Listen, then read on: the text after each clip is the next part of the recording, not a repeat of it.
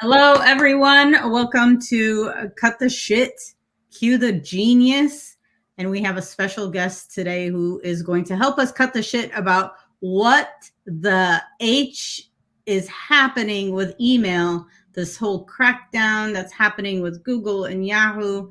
But we do need to listen to some advice from John Kazarian because everybody's feeling it, almost like it's the Y2K with a little bit of GDPR in it, and they're like, "Oh my God, I'm not going to send them any more emails." So we're getting the real deal here. So, John, thank you for being our guest on Cut the Shit, Cue the Genius today. How are you? I'm doing great. I'm excited to talk about this. You are excited to talk about this. That's a first because everybody's like, this is something. When GDPR came around, nobody was excited about it. I wasn't excited about GDPR. This one, I actually think that it's getting a bad rap, but I actually think there's a lot of benefits. All right. Well, first and foremost, we're going to say congrats to you for baby Rhodes. And we all should be invited when he first goes on tour. Because I feel like a band is going to be like, this is it, right? If he's going to be an artist, it's not coming from me. So before we start, quick intro, John. Yeah. John Kazarian, CEO of Excel Events. Been building the business for, I think this is our 10th year. Started it in Dahlia's turf in Boston, where I grew up. And today we're almost 70 people globally. I'm down here in Florida, and I love to chat about anything event tech, marketing tech. Perfect. Well, we got the right guest with us, Bruno, today. So we do. I have Michelle Bruno. Liz Caruso is behind the scenes listening in and chiming in.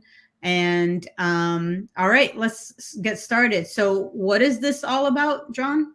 Yeah, so I think we've all experienced the misery of our inbox since all these AI tools have come out. Mm-hmm. It's kind of a combination of dealing with that and then just dealing with the general spam that's constantly also flooding our inboxes.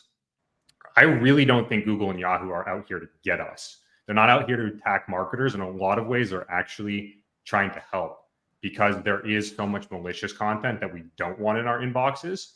And these changes are really there to help make sure that's not an issue. And it's simple. Some of these requirements are pretty simple. Okay, one click unsubscribe. Great.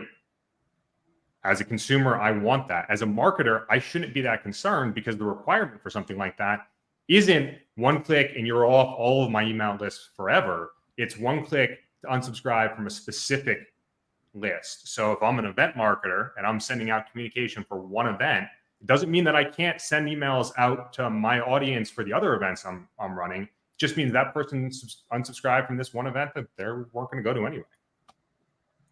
So are they not?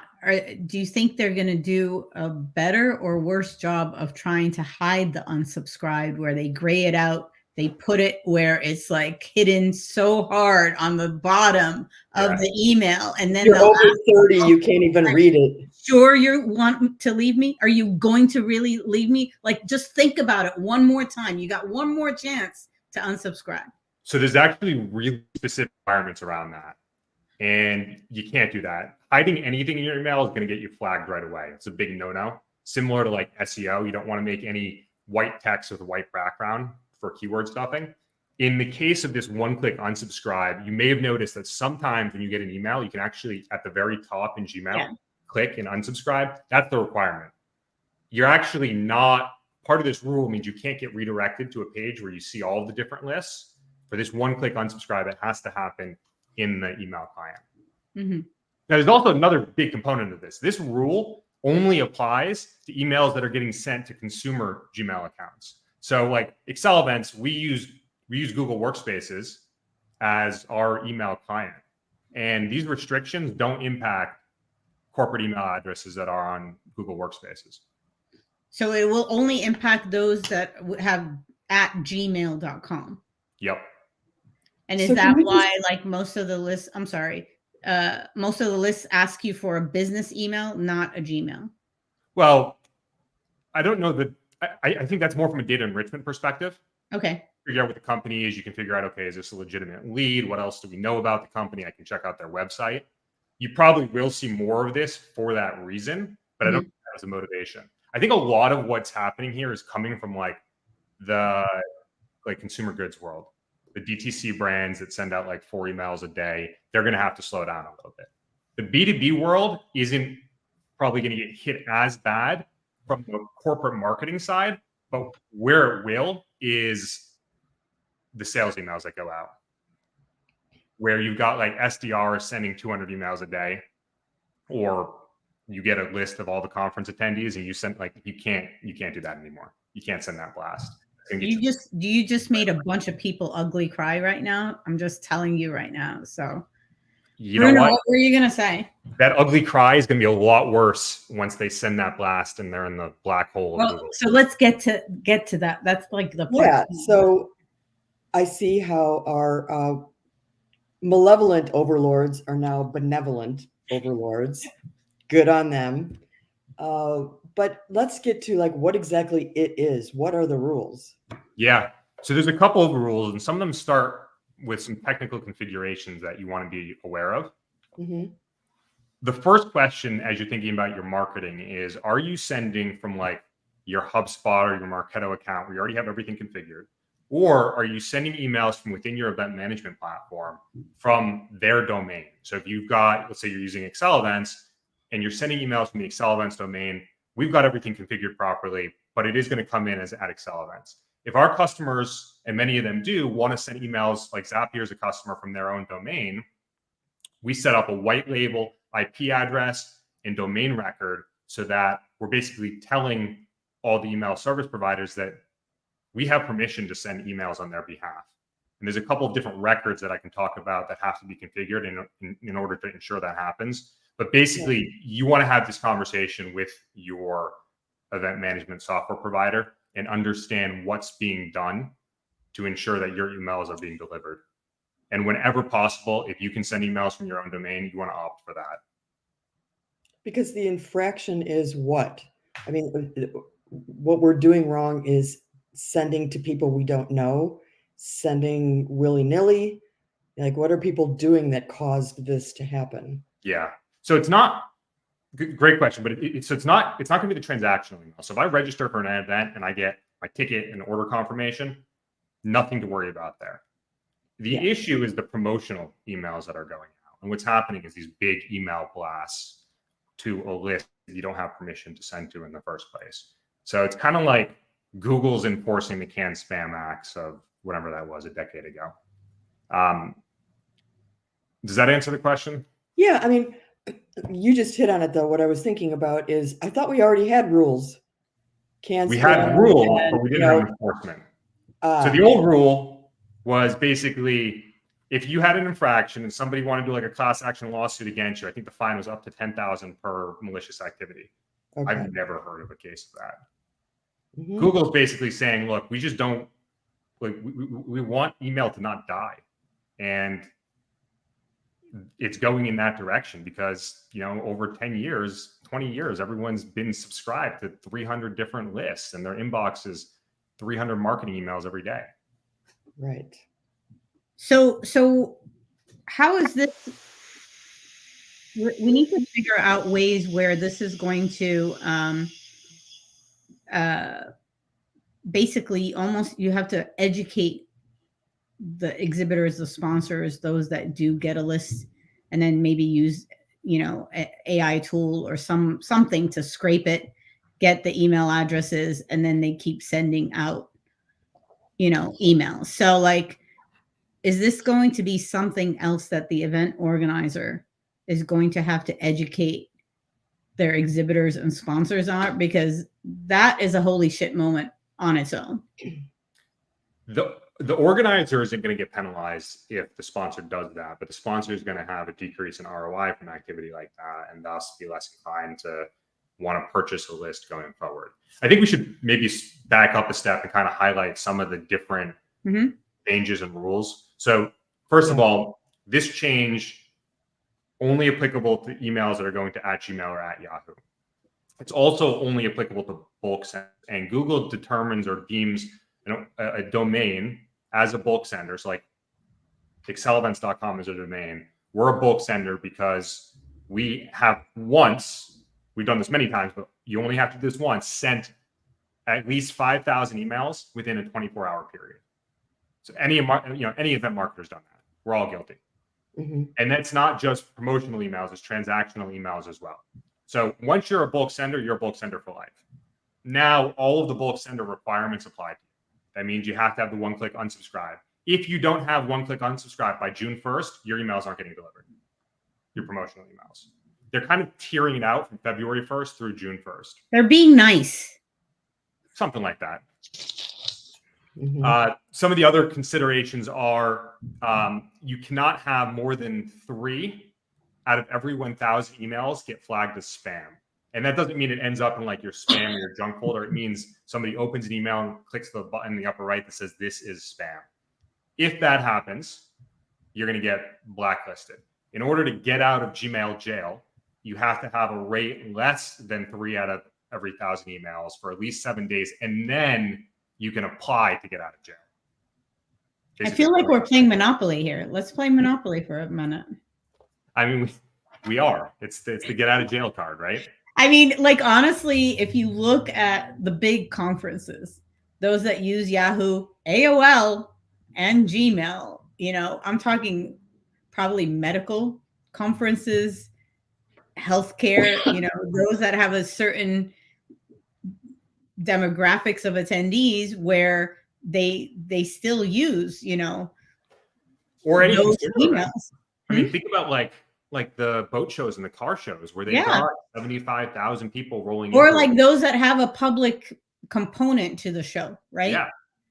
So those are going to be the entities that are going to be really having to laser focus on email marketing efforts, but not only for their show or like from their own organization, but also ultimately their bellwethers or their VIP exhibitors. Because, I know that I know that we were having this discussion where attendee lists with email addresses, nobody gets it. That's not true. I've seen many where, and it's actually almost like it's a perk right now for your bellwethers at a show or like sponsors, new exhibitors, and sponsors you want to bring in.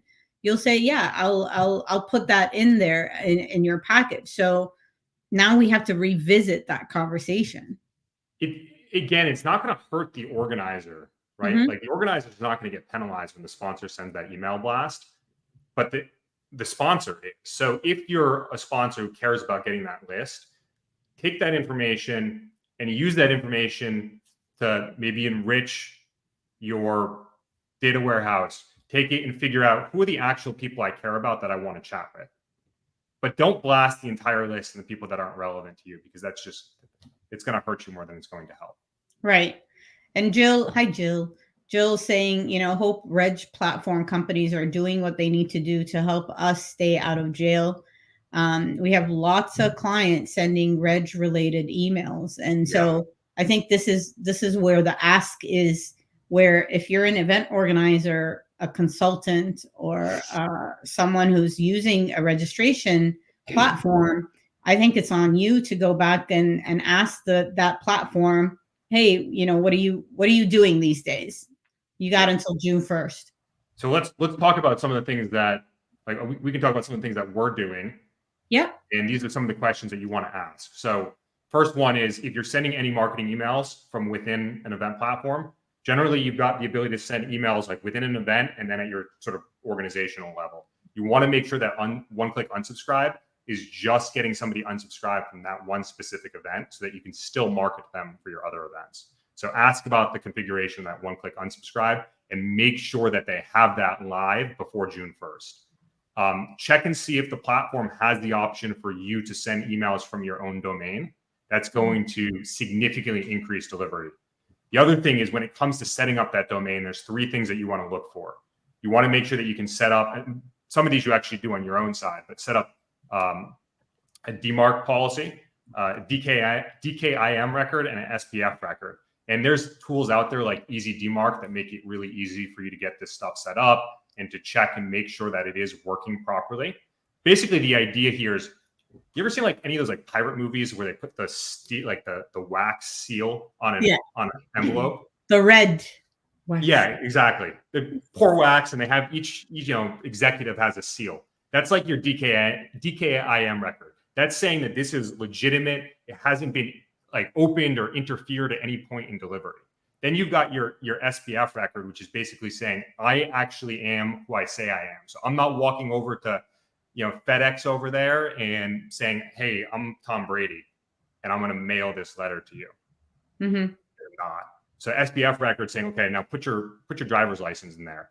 And then the DMARC policy is that the post office that receives it, it's saying, okay, the rules for email that come from this domain say, I got to check and make sure that this license is valid.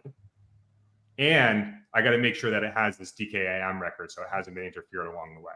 And once you get those three things set up, you're going to have much better success getting email into the inboxes you want it to go to. So you want to ask the organizer, the event platform, about what they're doing to help you get that set up. And we've got great blog posts that kind of details all this stuff, so you don't have to memorize all those acronyms.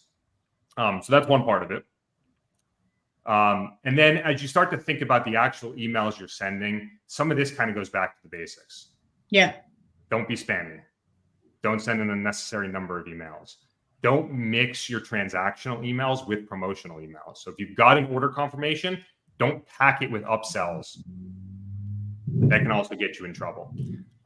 As a domain, one of the other things you need to be mindful of, like I love these platforms like Snowball and Gleaning and Ingo, where you can do referral. Like I register for an event and now I can get share it out there. But you're in some cases giving people the ability to send emails from your domain. So you got to be careful of that, because all of this is really out there to stop spamming and phishing attacks. Can't this go ahead? No, up here. I was just thinking of a way to game it from the recipient side, and that is, say someone registers for something with 3 different emails, and then you want to take down that organization sending you emails, so you mark it spam in the course of one transmission. You could do that, and Google just gave you the ability to do that. You're mean. No, we live in a world where it's just like, let's just hack everything that we possibly can, and there's a lot of nefarious activity out there. Yeah, that's very possible. Okay, sorry to bring everyone down. Go on. Yeah, no, that's unfortunately very possible. Oops. Yeah. Hopefully we won't see that happening.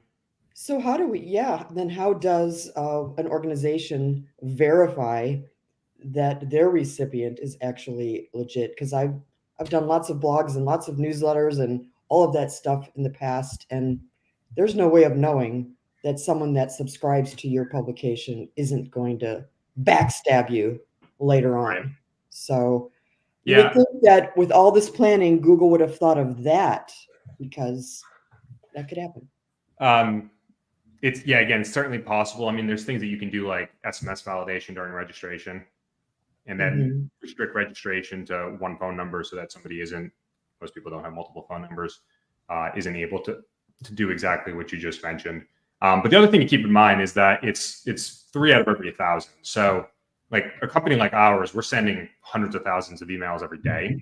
So it wouldn't really impact our domain if 3 people did that. But if you've got a dedicated domain for your event, like Zap Connect, then you're not sending that volume of emails. So that definitely does have the possibility of interrupting delivery in that case. And you've got to go through that period of time to get out of jail. And the concern is that if you're right before the event, when you have emails that have things like password resets or magic links to access a platform or automatically log into a mobile app, and those emails aren't getting delivered, you've got a problem. So you need a backup plan. You need another way to get those magic links out to customers. Maybe it's SMS. Maybe it's the ability for the organizers to copy those links and send them another way, or import them into their like HubSpot, for example, and send out blasts from a different domain. There has to be some other mechanism as your safety net. That's just yet another thing to take care of.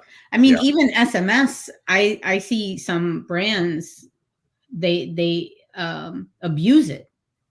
Yeah, definitely. It's like they send the ideal mechanism as a backup to send a magic link, but then the brand's going to be out there spamming unless you have unless you put a chat bot together of some kind for the show and just make sure that they're using it as an assistance for a reg assistance of some kind, and magic links go through there. But I think it's going to really disrupt shows that have free registration, free to attend registration, because it's like, if 2 seconds later you can't register, it's like, I'm not going.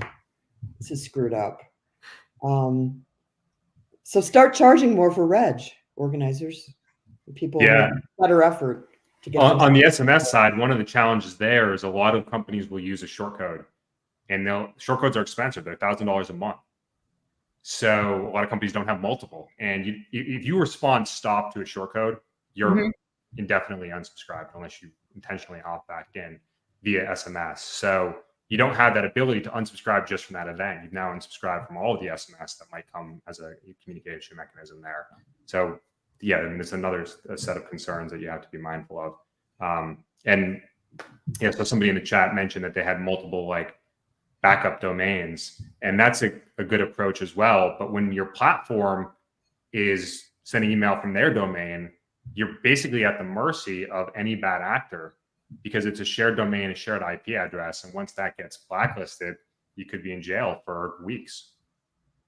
So like marketing engines like HubSpot and Marketo and HireLot, I mean, those type of marketing engines that are being used by our association, event organizers, et cetera, corporate, what are the changes that they need to adopt like right away, as well as, or is it gonna touch them? Is it not? Or because I have a feeling that there's a lot of HubSpot users where they're like, well, HubSpot's got me, I'm good, never going to jail, and that I can totally see a couple of people saying that right now to themselves. I think the difference between something like HubSpot and the event management platforms is when you're adopting something like HubSpot, the first thing that you do is set up email delivery from your domain. So you're not at the mercy of the shared domain. One of the things that you do need to do, and HubSpot has been sending communication out about this, is set up those DKM, SPF, and DMARC policies to ensure that your emails are being delivered, because those are now being required. You need the DMARC policy configured, and you need either an SPF or DKIM record set up. And these are just like one-liners that you add in your domain name DNS record settings. They don't take very long to set up. You're like, whoever's responsible for DNS records at your company can configure that in a matter of minutes. So it doesn't take a lot of time, but it does have to happen. Where event platforms are different is that the sort of like, call it small meetup type of events, like, a 25-person hosted dinner where they're using maybe like Eventbrite or a free platform. They're sending email from Eventbrite's domain. And again, at the mercy there. It's once you get to the sort of tier 2, tier 1, where you're setting up your own domain, you just need to make sure you follow the same protocol that you would have for HubSpot, and you'll be in the clear. So you're saying that if Eventbrite is sending out the invitation for my tiny event, and Eventbrite gets snared in this big thing, all the little customers like me are going to be out of luck. Yes. So what can we do to protect ourselves against, some email engineer at, I don't want to say Eventbrite is going to do this, or at this big domain, HubSpot, whatever, just as asleep at the wheel on something like this? Opt for a platform where you can send email from your own domain. That's the best thing that you can do. And then it's on you. Then it's on you. Okay. So it sounds like a bigger deal than we thought, to me. I don't think it's Y2K of a big deal. Oh, come on. Scare the shit out of everybody. Do it. I actually think there's a lot of benefits, because I think that when you are acting in an intentional good capacity and you're intentional about who you're sending to and you're not spamming them, you're going to get higher open rates. There's going to be less clutter in the inbox. Your emails are going to be more seen. This is largely to get rid of the spamming and the phishing attacks that are happening. That's why those 3 record types are being created. And then it's just taking, it's telling people to slow down with buying lists and sending out mass communication to people that haven't opted in. But you for one know for a fact that there's a lot of, SDR and biz dev people and on the sales side where one of their KPIs is number of emails that are being sent out. And so it is a big deal, because now we need to reconfigure, take another look at emails, take another look at frequency, take another look at different, KPIs and the sales team. And you've got those that have been doing it the same old way over and over again. And that is just yet another thing for especially event teams or organizations that are, I have a list of 5,000 potential sponsors that I need to see if they're going to bite yet again on a 20 by 20 space on my show floor. And they just blast. And it's like, I think it's a lot. It's not Y2K a lot. We've grown up since then, but I think it's a lot. How successful are those blasts anyway, though? That's a different story. That's not. Okay, but here's another thing. This could be the tip of the iceberg. True. Because this is just email. A lot of these sales messages are coming through LinkedIn direct messaging. And we laugh about this all the time. People sending stuff to Dahlia. First she's Dahlia. They call me Arturo. She's Arturo. It gets mixed up. It's obviously, it's the new Nigerian prince. But LinkedIn already has these restrictions, right? LinkedIn has a cap on how many people you can connect with per week. I think it's like 200 or 300. You get like 5 in-mail messages per month unless you pay for more. So they've basically been ahead of it. And it's why LinkedIn inbox has actually been cleaner for longer. Now, it's starting to get spammed and people are starting to invest more dollars into buying those in messages, but it's still cleaner than my inbox. Yeah. That's true. And it's still cleaner than my Gmail box. At least I don't get called Arturo in my Gmail box. So Jill is asking, and then a space. I know, but hey, please say more about one-click unsubscribe and how to set it up. Definitely. So you brought up like HubSpot. You feel like HubSpot's got you, right? They're taking care of setting up that one-click unsubscribe for you. Excel Events also taking care of setting up that one-click unsubscribe for you. That's another question you want to ask of your event management platform.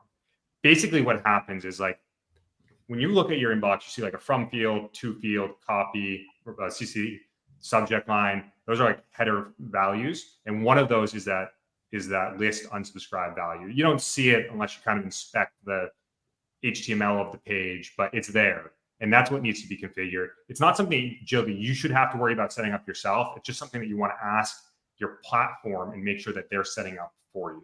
And then make sure that it's specific just to the email or to the event that you're sending that communication from, and not all events or all events underneath your account, so that you don't get unsubscribed for that contact across all of your marketing activity there. Nice. Can you just pick up the phone and call somebody to say help? Call a friend. Yeah, like at HubSpot or Eventbrite or whatever. I know we can at Excel Events. We pick up the phone and we get John, right? We don't get some or Rhodes or service person in another place, whatever. Yeah. I mean, can you talk to a human? I can't speak for other companies. I mean, I know I speak for HubSpot because we're heavy HubSpot users. We have an account manager there that we can call, similar to somebody being able to call Excel Events and speak with an account manager. But there's also third-party tools that you can use. I mentioned EasyDMark, and there's some others as well that will allow you to run these checks. And actually, they have something on their website where you can do it for free and make sure that you have these rules configured already. Also, for organizations that do have either somebody who's dedicated to email marketing or an engineer who's responsible for like basically a webmaster, they're the ones you're going to want to talk to and ask about these DNS configurations for those different delivery requirements. John, why did this pique your interest? Because we saw you commenting on LinkedIn and thought, let's get this guy on the show. But like, what was it that just not set you off? Because you are opinionated about lots of things in a good way, in a very good way, in such a good way. But like, why this thing made you like kind of just go? Email has historically been the #1 channel for event marketing. So frankly, I have a very vested interest in organizers being able to drive attendance for their events. Yeah, you do. Yeah. Right. So I want to do everything I can to help them there. And I'm also a geek, so it's fun to read about. So it's not only about the changes that are happening. I mean, we can have another series of chats about email marketing in general. Like, but that's a different conversation altogether, because now basically a very quick part two to this, to the impact that this change has on email is the quality of the emails. Like, we came to this point because of what? Because we got to a point where the email that we've been seeing is sort of spam me. Like, is it missing the mark? Is it missing the message? The frequency sucks. This is a bigger conversation. Yeah. Like, how do you write an email that doesn't suck? Basically. Yeah. So, but that's a close second, right? Because now you are forcing, again, biz dev, sales, and marketing to step up their game in email marketing copy and everything. That's a good thing, though. That's a beautiful thing. But like, here's the thing, though. It is a beautiful thing, but we know of organizations where the event managers and the event organizers are also taking care of the marketing. That's a big thing. That's bigger than Y2K and GDPR. You're talking about, and this has always been a question, event organizers and event planners have always had, I don't know how to say this, but have always had this friction with marketing.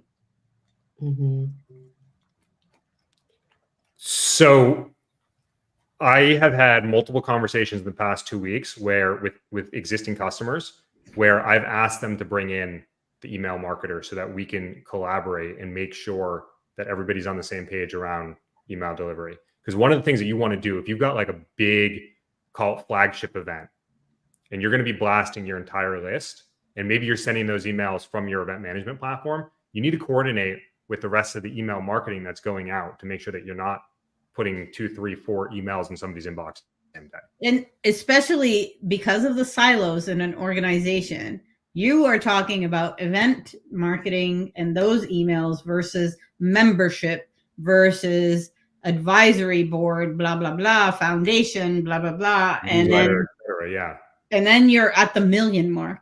Like, so Jill wants this to be an educational opportunity and that we need a part 2 to it. But, well, this has been very enlightening. And I think a lot of people are going to either start drinking very early this afternoon or calling their event, platforms and saying, I just heard John say that we're, what are we doing? And then, but thank you so much for this. And there needs to be a part 2. I think there could be a cool part 2 about email marketing, just focusing on that.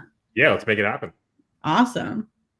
Bruno. Thank you. I'm sitting here thinking, how can I write better emails? Is that even possible?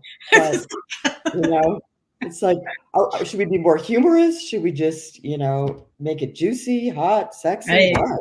I don't know. Don't go unsubscribe or spam. Definite. Well, thank you for everyone for joining us. And if you have any topics that you want to talk about or vent about, please come to us, and we will be. Feed him to John, and he'll find me on LinkedIn. Let's chat. Yep, absolutely. John, thank you so much, and we will see everybody next Thursday. Take care. Yep. Bye. Thank you.